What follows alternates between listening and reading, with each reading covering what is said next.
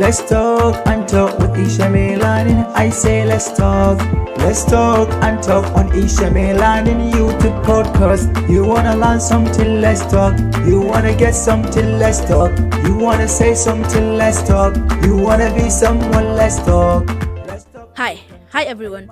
Welcome back to another episode of the Let's Talk Motivational Podcast, where we explore and discuss on tools, habits, and mindsets in order to help inspire and motivate you to be the best version of yourself that you can be. I am your host Aisha Muhammad Maz, aka Isha Melanin, and in today's video, we're going to be doing it a little bit different.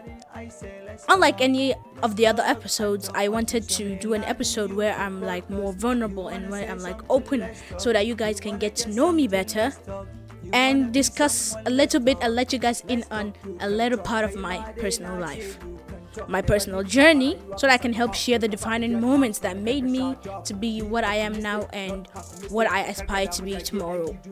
I believe it's important not to just inspire others, but to also show the real, raw, and vulnerable parts of the journey. So this episode is about to get really, really personal, okay? So buckle up and get ready for the ride. What we're going to be discussing: my background, the challenges that I have faced, the lessons that I have learned, and the passions that driven me to make me become what I am today. And I hope that opening up, I can connect with you all on a deeper level, and I hope that you guys resonate with me. So let's dive in. Before we do dive in, if you guys are watching, for those of you watching on YouTube, you know what to do. Click on that like button and like the video to enjoy my journey with me. Leave a comment in the comment section about your struggles, your life passions, and what made you become what you are, and the challenges that you have overcome, and so that we can all open up and be vulnerable and show a part of ourselves, because it is part of growing. It is part of becoming the best version of ourselves, becoming better and helping us grow as individuals, which is what this podcast is all about. Also, do not forget to subscribe to the channel if you're new, or if you're a returning viewer who hasn't subscribed yet. What are you waiting for? Click on that subscribe button, please. Subscribe to the channel. Shout out to all those people who have been with us since day one. You guys are my rock. You guys are the reason why I'm doing this, and I hope that I inspire and motivate the rest of the world like I have been trying to. So now, and I hope my journey and the challenges I've faced helps you overcome some challenges that you are facing yourself currently. So let's start with the very first part, my background. Well, I'll start to talk a little bit about myself. I was born on December 25th, which makes me a Christmas extra special baby, okay? I remember the story of my birth because I wasn't there, obviously. I know people in the comment section are going to be like, you remember? You were a baby. How could you remember?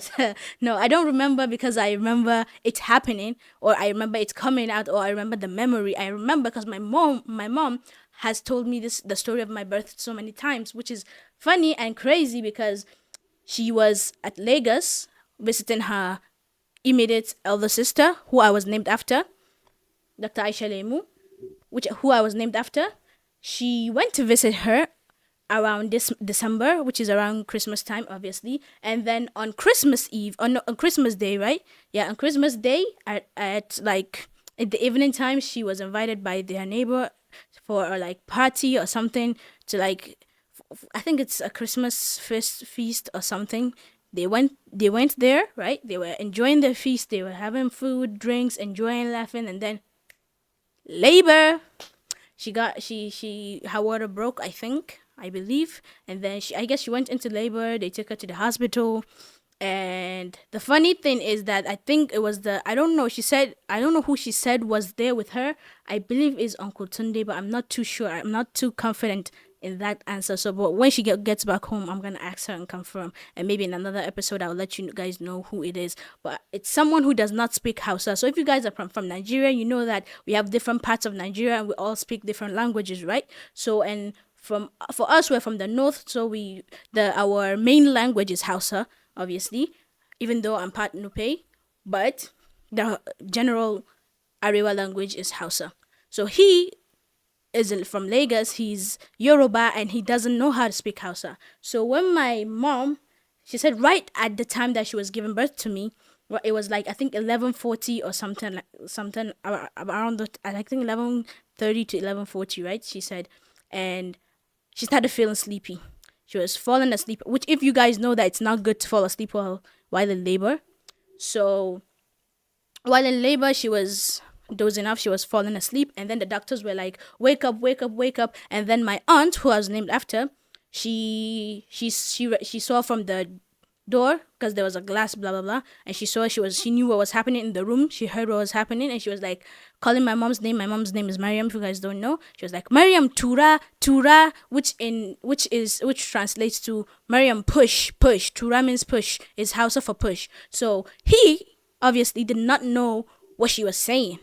He didn't understand what was going on, and so he was like, Mariam, Turaya. So I don't know if you're not Hausa, it's not too funny because you wouldn't understand. But if you understand Hausa, you know how funny that story is, because he was not saying that. Basically, he was not pronouncing the word right. It's just like me. Instead of saying Mariam, push, push, I'm saying Mariam, push, push, yeah, because he didn't know what was happening there. So that's a crazy funny story about my birth that my mom told me that I love, and it's funny to me. Yeah. My family, I think I've discussed this before on my channel. I come from a extended family. My mom and my dad all have a lot of siblings. I personally have over 17 siblings. Not over, about 17 siblings. So, yeah, my mom gave birth to 5 children, including me. So 4 siblings from there, and from my dad are all the rest of the siblings. I cannot name them all together right now because I might forget somebody, but I have a lot of siblings. My family, my background, we are Muslims from the north. We're basically Hausa, but my mom is originally from Niger State, and I heard my dad is also originally from. He's half caste, half Nupe, half Hausa Fulani. So yeah, that's me. So basically, my mom is also half caste. She's half Nupe and half Yoruba, which to me, I kind of made my own calculations, and I decided that I don't want to pick a certain language and be like, that's my language. So I kind of decided for myself that I am 50, which is true, because since my mom is half Nupe, half Yoruba, and my dad half Nupe, half Hausa, so that makes me 50% Nupe, because from both sides I have that Nupe blood, so 50%. Definitely. And then 25% Hausa, 25% Yoruba. That's my calculation. Let me know down in the comment section your family history and how many percent of what language you are. Or if you're full just one language, 2 languages, whatever it is you are. But I am a combination of different languages, which is crazy also because my mom's family history, they were dated back from Morocco. Like like great grandfather, I believe, was from Morocco. He traveled to Niger State and blah blah blah blah blah blah blah. So somewhere in there I have Moroccan blood. Who knows where else I'm from. Okay, that's basically about me and my family and my upbringing. My upbringing, like I said, we are Muslims, so the northern Muslim culture. That's what I was brought up by, to be respectful to elders, to basically concentrate on my studies, which I have, to be responsible, to be loving, to be kind, and to always show gratitude to God whenever He provides us with things, regardless of what's going on, whether we are having a good time or a bad time, always remembering Him. And I know that's the value that my mom installed in me. Yeah. So that's about my family. My dad, his name is Muhammad Dalladi Muazu. My mom, Mariam Ibrahim Kolo, and there you go. That's who I am. Some of the things that I remember growing up that helped shape who I am was probably let me see, seeing my mom and my go through so many hardships, and how she overcame those hardships and how she moved on from those hardships were kind of the things that, when I remember, kind of installed something in me. It installed in me patience, because I remember life. I always remember, and I remember my mom always saying this, that life is not just sunshine and rainbows. Okay, she always says that life could change at any point of time.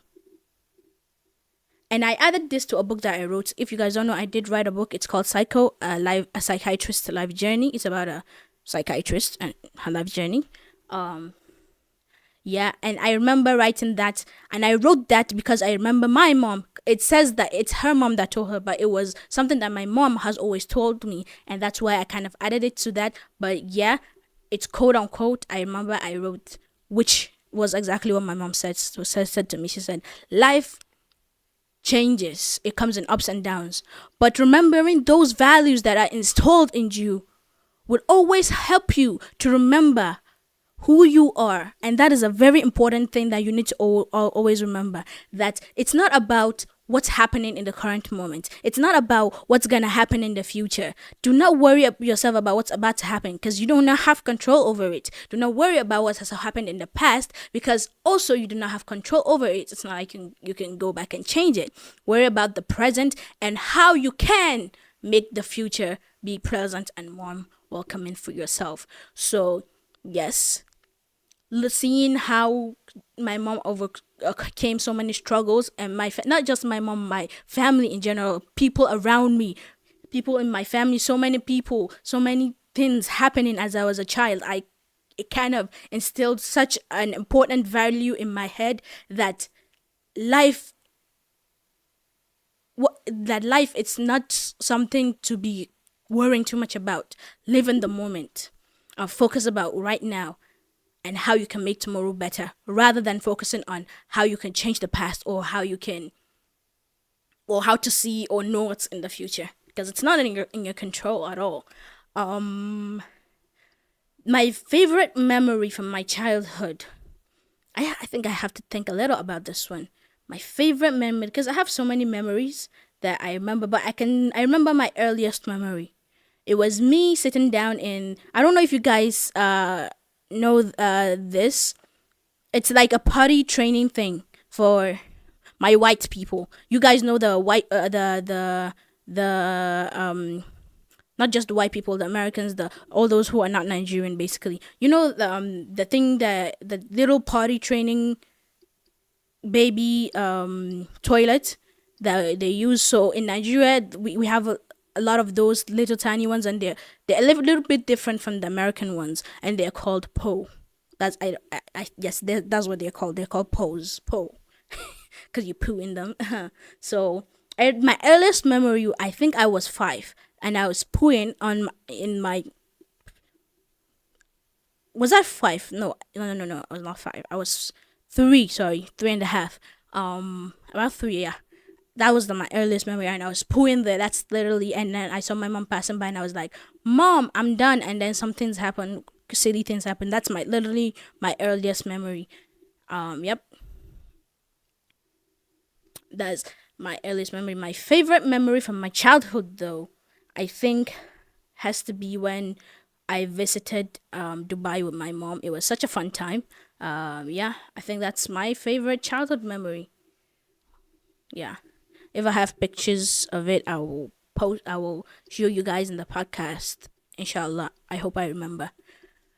So, yeah, that's basically my childhood. Something that I've always valued is having faith. Okay, having faith. Having faith. Faith. Faith.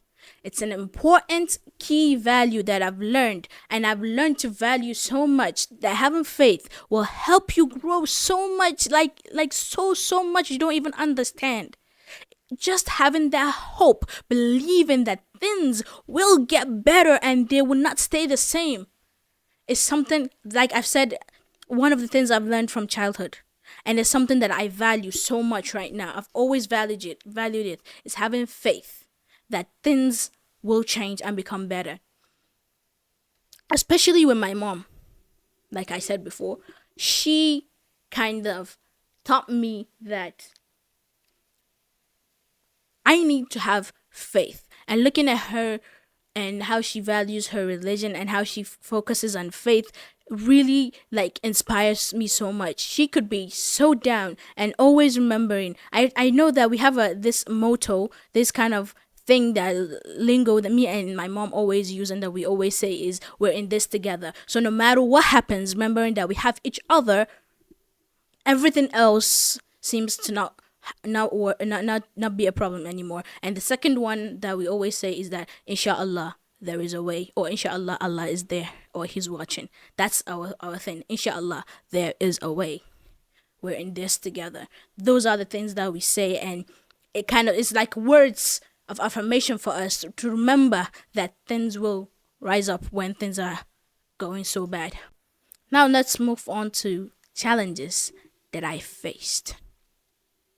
There was a time in my life, I think my biggest challenge back when I was growing up was being open or being vulnerable around people. I had a fear of being socially active while at the same time I was socially active.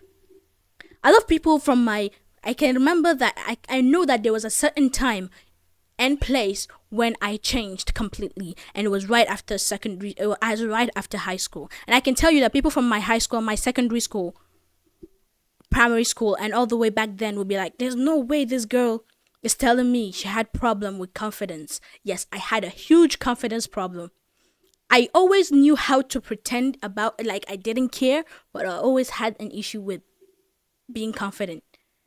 Obviously, it's not something that will change or that I can overcome just like that. It takes time, and obviously so it took time. And from the time that I was in primary school, I took steady steps. And by the time that I was in secondary school, my secondary school friends will see me right now and be like, you didn't have a problem with confidence, but I did. It was just that it was at the stage that I was almost fully ready to be confident. I was almost there, but I wasn't there yet till after I graduated.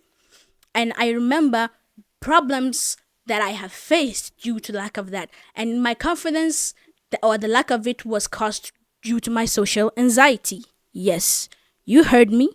I had social anxiety. And the funny thing is, I kind of still do, but not as much as I used to, because I grew out of it. And I tell you this, that my family members, especially those from my dad's side, can testify that I had a certain spark and change of how I socialize with people, or how I used to socialize with them, contracts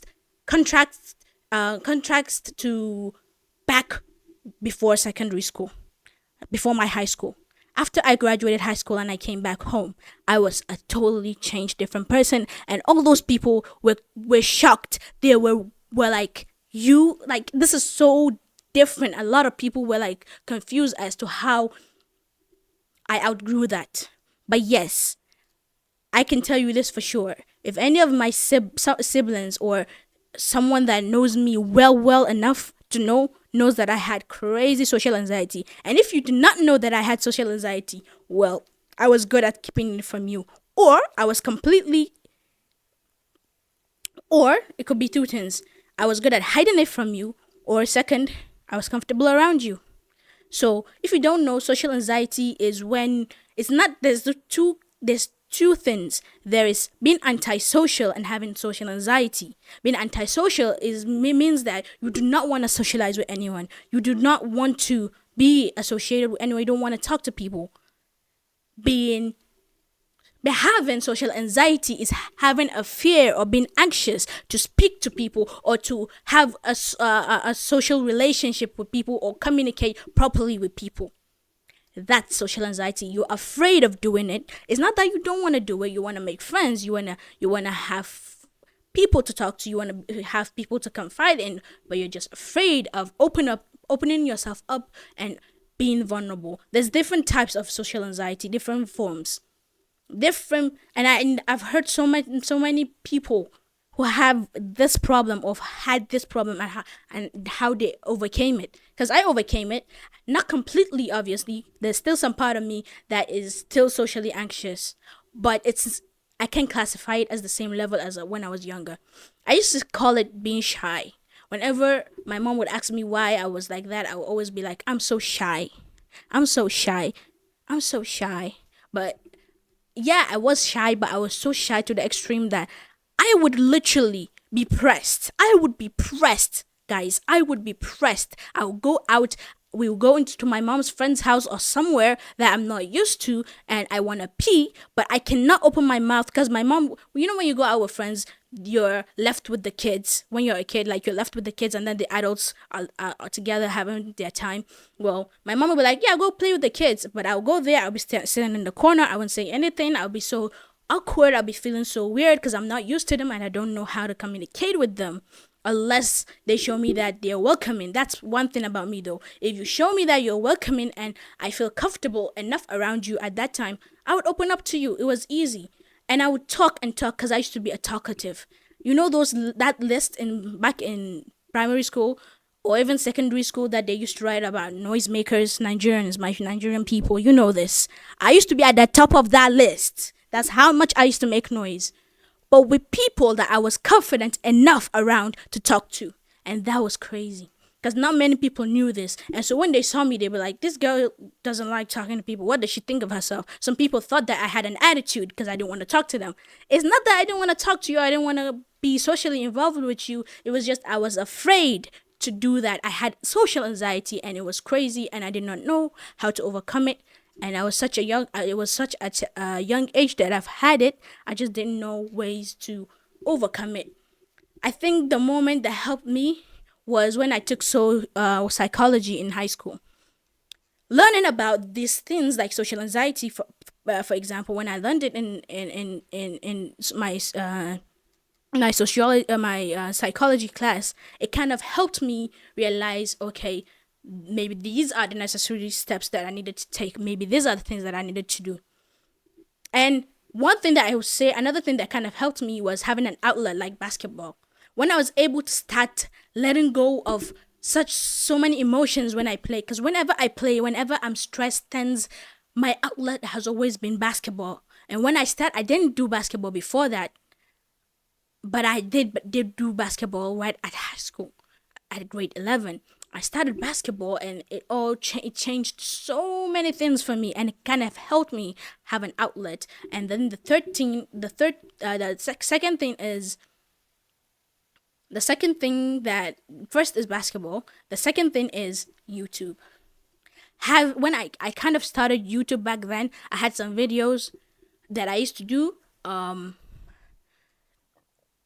Yeah, that kind of also helped me.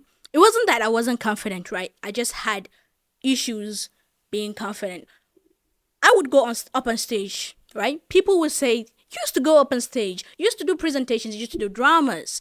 I used to do that, but I was nervous as hell. I would look at the thing that helped me was because back in secondary school I didn't have glasses. The thing about, and that's the 13, getting to the 13 that helped me move on was where getting my glasses. First, basketball, having that extra activity, that outlet, that hobby. So find your hobby that can help you. Second was YouTube. You starting YouTube and having something to help me to talk to. Also, hobby, because it started out that way, something that I love to do. Thirdly, my glasses.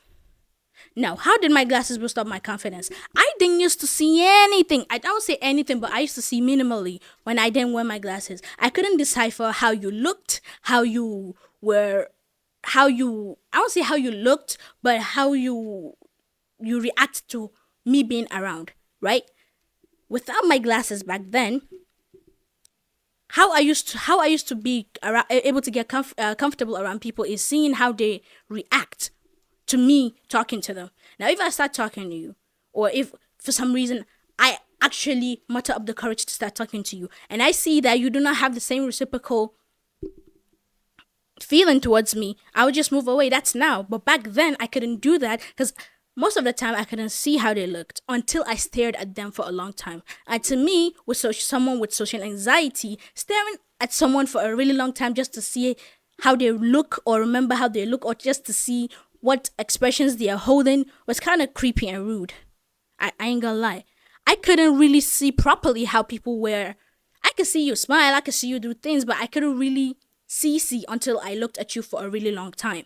Now, Someone with social anxiety looking at someone for a really long time, that's awkward, and I did not like being in awkward situations. So, yep, these three things kind of helped me move on from that. But yeah, I used to have crazy social anxiety.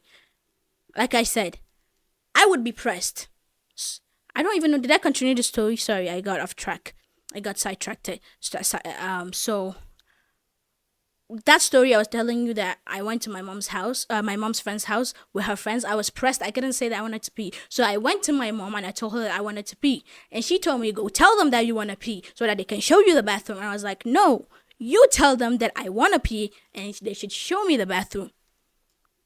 Do you see how crazy that is? I personally did not want to have to deal with communicating with them. So I asked my mom to do it for me. She tried to push me so hard to do it by telling me the first thing she told me was that if you don't do it yourself, I'm not going to do it. So you're going to be pressed and it's going to be a problem for you. It's not my problem. She was trying to push me to do it, but I didn't do it. I kept quiet until I really came and I was begging her to do it. I was really pressed, and then she eventually did it for me. But I have so many stories like that. Like, I wanted to play with my friends. I couldn't play with them because I had social anxiety, and I would tell my mom, can you tell them that I want to play with them? I wanted to play with them. I just didn't feel confident enough to go to tell them myself because of my social anxiety.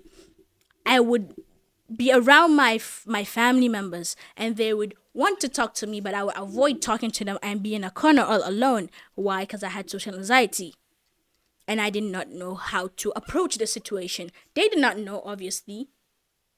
They would see me and they would say she's frowning for a long time because she doesn't want to be around us. But it's not that I didn't want to be around you. It's just that I was socially awkward and socially scared and nervous around you. I had social anxiety. Now, that was a long discussion about my challenges. But yes, that was one of the biggest challenges that I faced. I think another big challenge that I faced was that helped me build up my confidence. Another thing was being put to do presentations. At a young age, I remember joining a drama club, my very first drama club at primary 2, right? No, primary 1. Yeah, at primary 1. He said, this is what happened. My teacher came in and he was like, we want to do a drama. Who is interested? I wanted to raise up my hand, but I was nervous. Remember, social anxiety. I couldn't raise my hand. I was nervous because it was my first. It wasn't my first. It was my first week at my first school. Then at my new school. I was new to the school, so I wasn't yet comfortable in the school. I wasn't yet, was it the first week? No, it wasn't the first week. I think it was the first month, but I wasn't comfortable in that school yet. So I didn't raise my hand. But then eventually he kept asking people, and I was like, what if they get the one they're looking for? And I didn't even raise my hand. I didn't even get the chance to try. So I badly wanted to do it, but I looked him in the eye, and I guess he realized that I wanted to do it so bad because I was looking at him so confidently. I couldn't do it myself. I was waiting for him to say, hey, you, try it. Now, imagine if he didn't say, hey, you try it that day. I probably wouldn't have the chance to do it. So think about it now. I should have just raised my hand because I wanted to do it, but I did not raise my hand up. And so I did not get the chance to do it. But I'm sorry, but I did get the chance to do it because he pointed at me because I was looking at him so much, praying and hoping that he would point at me. And eventually he said, hey, you look like you can do it. Try it. I was scared. At first when I said it, he said repeat after me. When I said it first, because I didn't know what to do. It was my first time. People laughed at me. I didn't do it right. And I think he saw something in me. I think he saw a spark in me and he was like, no, do it again. But this time, do this and do that. And I did exactly that. Obviously, I was a child. My acting was probably terrible. But I still got it. All the people who tried in the class didn't get it. I got it. And he took me in and I did that part, which was crazy. Because imagine he did not point at me that day. If only I had the courage to raise up my hand. That's what I would be thinking. But anyway, that was the first thing that helped me because we had to perform it on stage in front of people. Despite me being nervous, I had to socialize with the people that were doing the drama. Now, that's primary and that's what kind of helped me a little bit. And then after that, I started doing debates, presentations, and stuff like that. And that kind of also helped me so much. What else? What else helped me overcome this challenge? Yeah, speaking up. just speaking up more. The thing is, I've always been a talker. I'm a talkative. I'm someone you call a talkative because I talk a lot, right? Just like now, I'm just yapping and yapping and yapping, right? So, but the thing is, I don't just talk and talk and talk. I have my reasons to talk when I'm nervous, when I'm anxious, or when I just want to talk. So it could be either way. But for me to actually talk because I want to talk, not because I'm nervous or because I'm anxious, I'm talking because I actually want to talk with you. At that time, I must really, really be comfortable around you. And yeah, by the time I was in secondary school, I kind of started improving because I did a lot of things that I couldn't do back before. And then my 11th grade that I did and 12th grade, I started basketball, so kind of helped me too. And I got my glasses at 11th grade. So after that, alhamdulillah, I thank God. It used to be really difficult for me to adjust to a new environment back in the day, and my social anxiety was of no help. But one thing that kept me going for sure was my faith. I would always pray to God to help me. Like, I also did something whenever I was stuck in my head. Those with social anxiety understand this. When you want to do something, but you're too afraid to do it because of your social anxiety, this is what I did, because it's in your head. You were like, should I do it? Should I not do it? Should I do it? Or should I not do it? And eventually you just not do it because the social anxiety takes control or wins. I told myself, do not let the anxiety win. So when I'm in a situation where I'm like, should I do it? Should I talk? Should I not talk? Or should I do it? Should I not do it?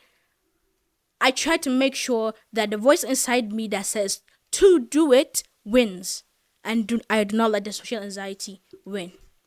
I push away the anxiety. That's what I started doing, and eventually it helped as well. So if you have social anxiety, I think making sure you or what you want to do wins over your anxiety is a very good step. How do you win?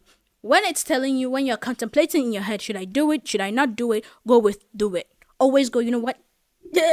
No matter how uncomfortable this is gonna be for me, I'm just gonna do it. And you're gonna do it while you're doing it. You're gonna feel cringy. You're gonna feel uncomfortable. You're gonna feel weird doing it. But the fact that you're doing it is a step to help you overcome that. And the more you do it, the more you become social anxiety free. Not completely free, obviously. There's some levels, but you're better. You become better, and better is what we're looking for. Now, it's moments like this, moments like these that kind of remind me why I'm passionate about creating content like this, why I'm passionate about motivating people like this. Because when I started this channel, I started it off totally different, and then it changed to I started, let me do some vlogs. I was like, you know what? That's not me. That doesn't scream Isha Melon, and it doesn't scream who I am. It doesn't scream who I am. I can still do the vlogs, and I have vlogs that I recorded that I haven't edited. What am I even saying? Edited yet, and I'm going to edit them and post them someday soon. I'm hoping. I actually want to post one of them because I like what I did then, so I'm gonna post one of them soon. But this podcast that I started, it's kind of like a way for, because I'm a yapper. That's number one, and number two, I like inspiring people. I like motivating people. And that's why, because of stories like this, because of things that I've overcome that kind of helped me, and now I want other people to get helped, and I want other people to now be able to move on from their own problems. And that's why I started this, to motivate and inspire. That's just it. Yeah. Now let's move on to my purpose and my passion. My biggest motivation and my biggest passion, my biggest motivation is connecting with people on a different level, spreading positivity. I just want to be able to make a difference.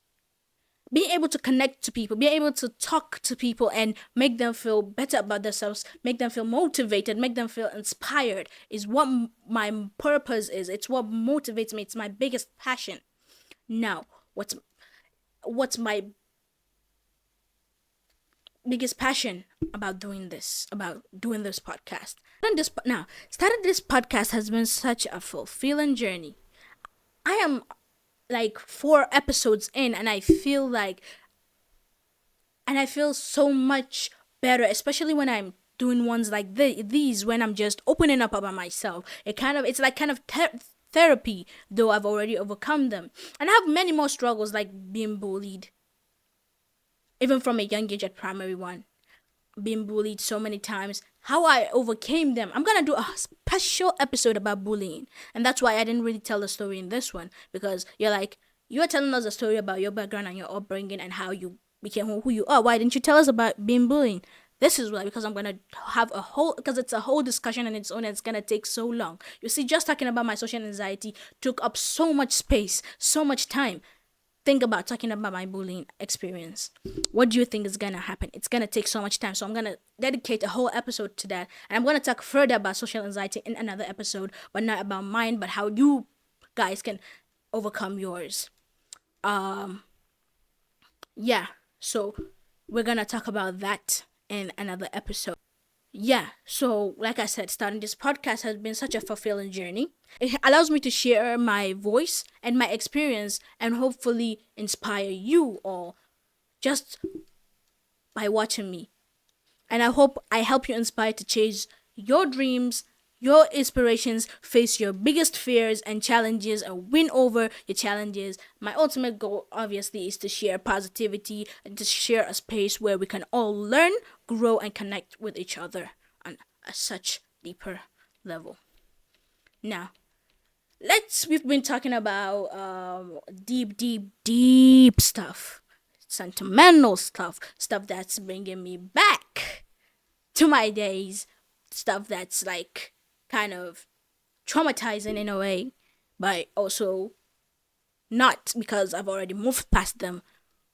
Now let's move to the fun topics, okay? Let's talk about something fun. Let's do something great. Let's do something exciting. Let's talk about the fun things that you guys want to know about me. Cause why not end it with such fun? I wrote down some things that I said I wanted to discuss, that I like, in form of like questions, and I basically kind of answer them, and it's gonna be like a speed round. It's gonna be like speed questions. So the first one is what I absolutely love.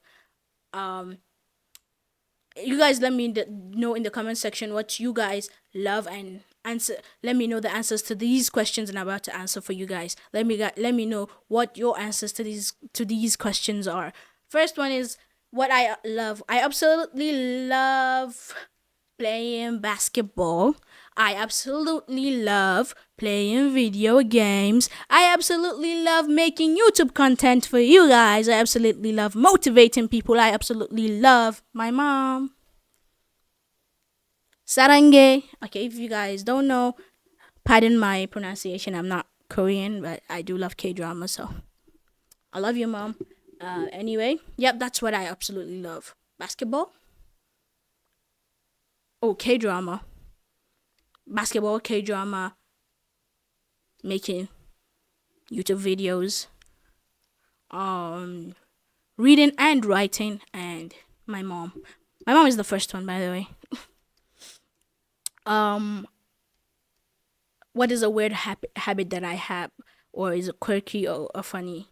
A funny habit or quirky habit about myself. Ooh, I bite my nails, which comes back to my social anxiety days when I was younger. Because of my anxiety, whenever I'm nervous or feel anxious, I start biting my nails. Now I got used to doing that, and even now I do it less now, less than I used to do it back then. But sometimes it's like uncontrolled habit. I'm trying to not do it anymore, especially since I no longer have such social anxiety anymore. But yeah, I used to really, really bite my nails. I still do sometimes. Like I said, it's something I'm not proud of. But yep, that's something weird about myself that you guys don't know, or maybe you've noticed. I don't know. A random fact about myself. Something that's unexpected. A hidden talent. What is a hidden talent of mine? Ooh, I can rap. I can. I'm not gonna do it now, but I can. That's a random fact that no one knows except for me and those that know. Um, she said those that know. Yeah. What is my weirdest encounter with someone? My weirdest encounter with someone. Ooh, which one should I choose? There's so many. There's so many weird encounters. Well, ooh, my funniest one. Okay. I have two stories. One with my mom and one with some of my cousins. Now, let me start with the one with my cousins. We went out in an Uber. If you guys are in Egypt, you guys should know that when you're coming to Egypt, realize that you do not know how to speak English till you come to Egypt, okay? It's not caramel, it's caramel, okay? It's not caramel, it's caramel.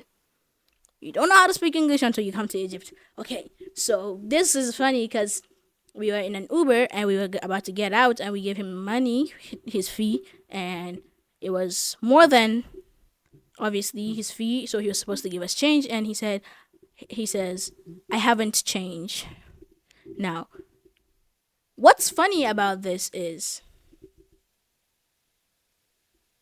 where I come from, that's not how you say it.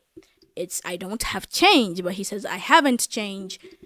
It's just funny. It's just if you understand what it says, he's saying that he hasn't changed. Like he hasn't changed his personality, hasn't changed. What hasn't he changed? We don't know. But he said I haven't changed. That's a funny weird encounter. I don't know. I don't know if it's weird. It's just funny. It's just a funny interaction. It's not even an encounter. It's an interaction. Second weird interaction was there's this Uber guy. Oh my god, Egyptians are loving money. Egyptians love money, especially these Uber drivers. Oh my god, there's this Uber driver. He was supposed to give us £3 change, right? His money was 72. We gave him 75, and he was about to turn the car. And my mom's was like, "Excuse me, where's my £3?" And he was like, what? Like acting like he didn't know. She's like, check the thing on your phone. It says 72. It doesn't say 75. Where's my £3? And he goes, he doesn't have change. Okay, you should have just said sorry. I don't have change rather than try to keep my money. But because my mom doesn't like people who do that, she's like, okay, since you're trying to keep my money, you're gonna have to pay me somehow. And so she says, put it in the app, because you know if guys I don't know if the Uber in your countries do this, but if you don't have enough change, and if I say I give him 75, he can just type in that I gave him 75, and then when he clicks finish, it will say that I gave him 75, and so now I have £3 in my wallet. Now when I'm taking my next Uber ride, if I'm paying cash again, if I'm supposed to pay, let's say 73, then I don't have to pay 73. I just have to pay 70 because the 3 will be taken from that. Yes. So obviously, if you're an Uber driver, you know this function. The guy says, "What's that? What's the app?" She says, "Put it in the app." This is what she says. Put it in the mahfaza, which means app, right? Application. He says, "What is a mahfaza? What is an application?" He said he doesn't know what an application is. What's that? I'm like, okay, how did you accept our offer, accept our ride and drop us off if you do not know what an app is? Like you're making yourself sound so dumb. And he's like, he doesn't know what an app is. My mom she's like, you know what? Just forget it. If you don't pay, just what my mom says, if you don't pay me my money today, it's okay. You can pay me on the day of judgment. Allah will take it back from me. He will get me back my £3 on the day of judgment. Okay? If you don't pay me today, you pay me back on the day of judgment. And this is what the guy says. He says, okay. And he walks away. Like, can you imagine? He's like, I literally don't care. Funny enough, he was Muslim. So if you're Muslim, you understand the depth of what he just did. But if you're not, so you can understand how funny it is that he's trying to hold my money though. Like, it doesn't even matter.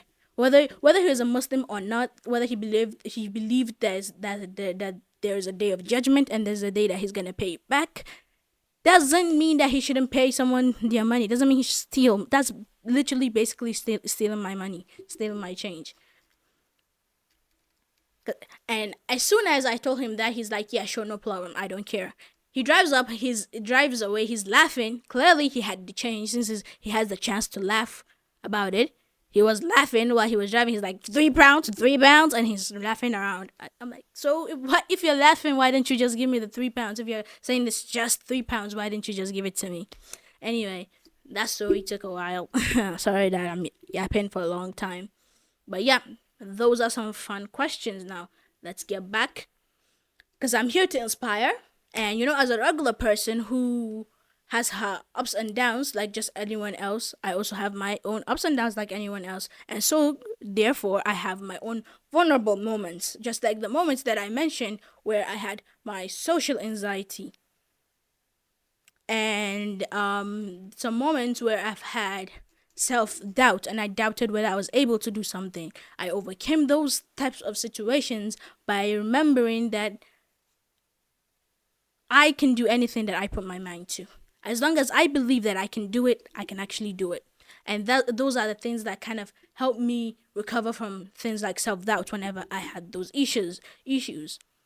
So what I'm realizing now is that it's okay to make mistakes, right? It's okay to ask for help when you do not know, when you have a problem. Especially back then when I had a problem, I would rather just stay quiet and just let the problem eat me up rather than ask for someone to help because of my social anxiety. And so what I've learned is it's okay to actually ask for help. It's okay to make mistakes. We learn from those things. Obviously, opening up, it's not an easy thing to do. But I believe that vulnerability is actually strength.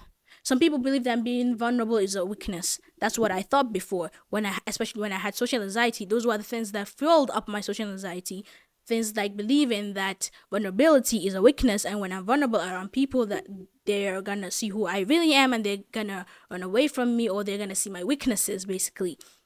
But I realized that now that vulnerability, or letting people see who you really are, is not a weakness. It's actually your strength. And if sharing my struggles and my stories helped even just a single person, then I believe that this whole thing is worth it. It's really worth it. So with that being said, thank you so much for taking time to join me on my episode, on my self-reflection episode. And thank you for listening to my story, sharing these defining moments that has been scary and yet liberating for me. But I'm also grateful to have them and have a space here to connect and share these fun, crazy, and scary memories with you guys. Now, what I want is to hear from you guys. Yes, I want to know about you guys. What is a defining moment in your life that shaped you or made you who you are today? You can DM me on Instagram and share your story with me at isha.melanin, or you can message me on TikTok as well at isha_melanin, or you can just leave a comment down here in the comment section and let me know. But if you don't want everyone to know about it, it's better if you DM'd me now. And I can share it and let me know if I'm allowed to share it on my podcast. But don't worry, I can leave you anonymous and no one knows it's you. Tell me your story. You can leave a comment about anything, actually, about moments in this video that you've enjoyed or that you've resonated with, that you resonate with, and that, or you connect with, or that you've been through, or you know someone who's been through it, and share. You can also and how they overcame their struggles. Now, let's keep the conversation going and flow. Let's build a community to share our defining moments. Let's build up a whole family, a whole community about sharing our defining moments. Let's keep it going.